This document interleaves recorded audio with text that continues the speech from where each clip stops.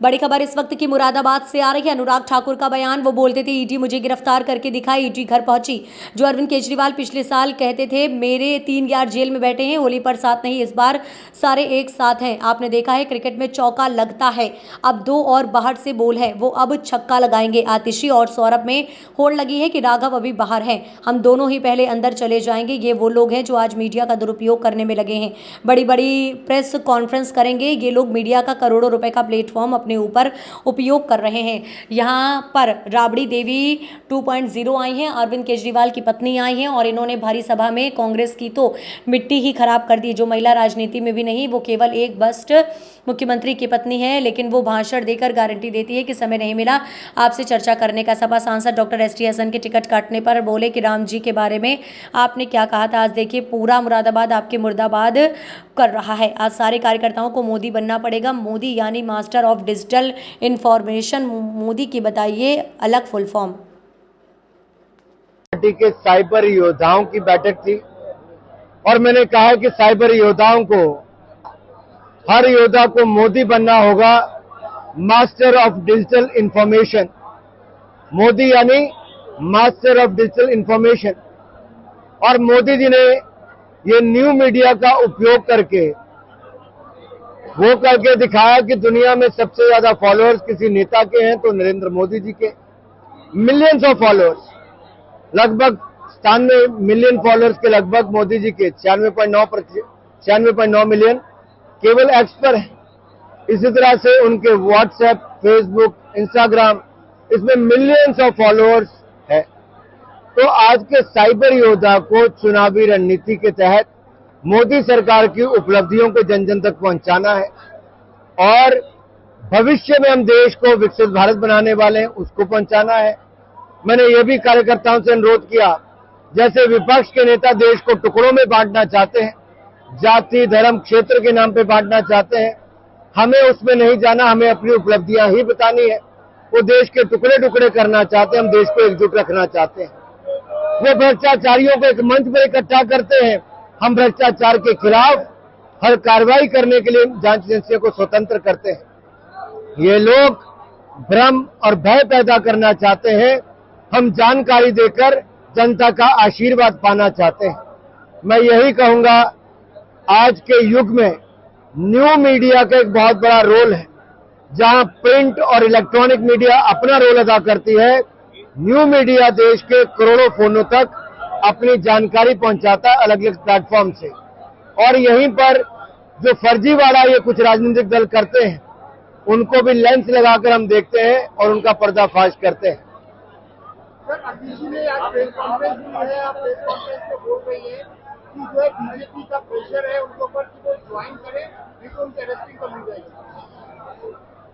ये पिछले 4-5 वर्षों में आपने ऐसे बयान एक नहीं अनेक बार आम आदमी पार्टी से सुने होंगे, जिस पार्टी का आधार ही झूठ पर बना है। एक से एक बड़ा झूठा आम आदमी पार्टी में, और झूठ बोलकर ये राजनीति में आए, राजनीति में आके भ्रष्टाचार किया।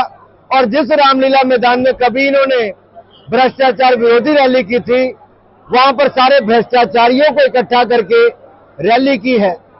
ये दुर्भाग्य है, मुझे पीड़ा होती है, बहुत कष्ट होता है।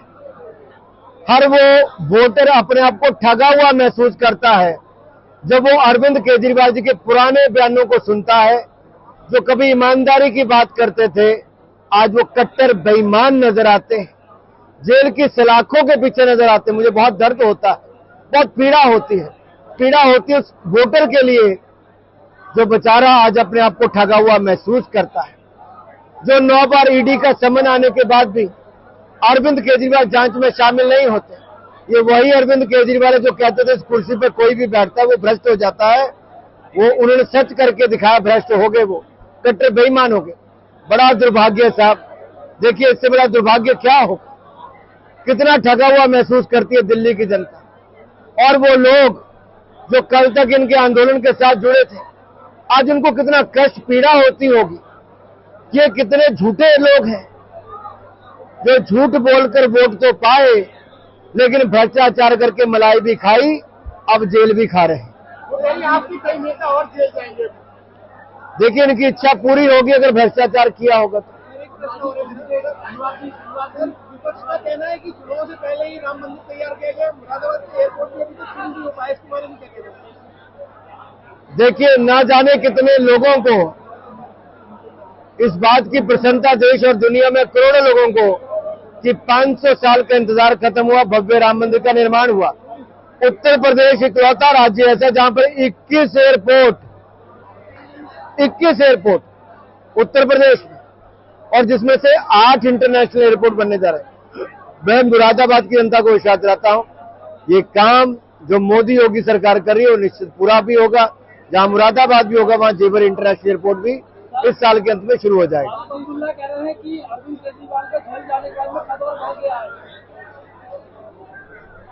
अगर ऐसे ही कद बढ़ता है भ्रष्टाचार करके जेल जाने में, तो फारूक जी किसी ने रोक नहीं लगाई है। फारूक जी के ऊपर स्वयं एक बहुत गंभीर भ्रष्टाचार का मामला चल रहा है। जहां क्रिकेट बढ़ाने के लिए पैसा आता था, इन लोगों ने उस पैसे को भी खाने का काम किया, जेएन के बैंक को भी खाली किया है। हमारा हर पार्टी का कार्यकर्ता भाजपा का कैंडिडेट और नरेंद्र मोदी बन के काम कर रहा है। देखिए पहले जो बाकियों को परिवारवादी पार्टी कहते थे, पर अरविंद केजरीवाल जी ने बता दिया कि पत्नी राजनीति में भी नहीं थी, लेकिन राबड़ी देवी की तरह सुनीता जी अब राजनीति में आने की इच्छुक लगती है। मैंने बहुत दिन पहले कहा था राबड़ी 2.0 यानी कि श्रीमती केजरीवाल है। खबर सिर्फ सच की।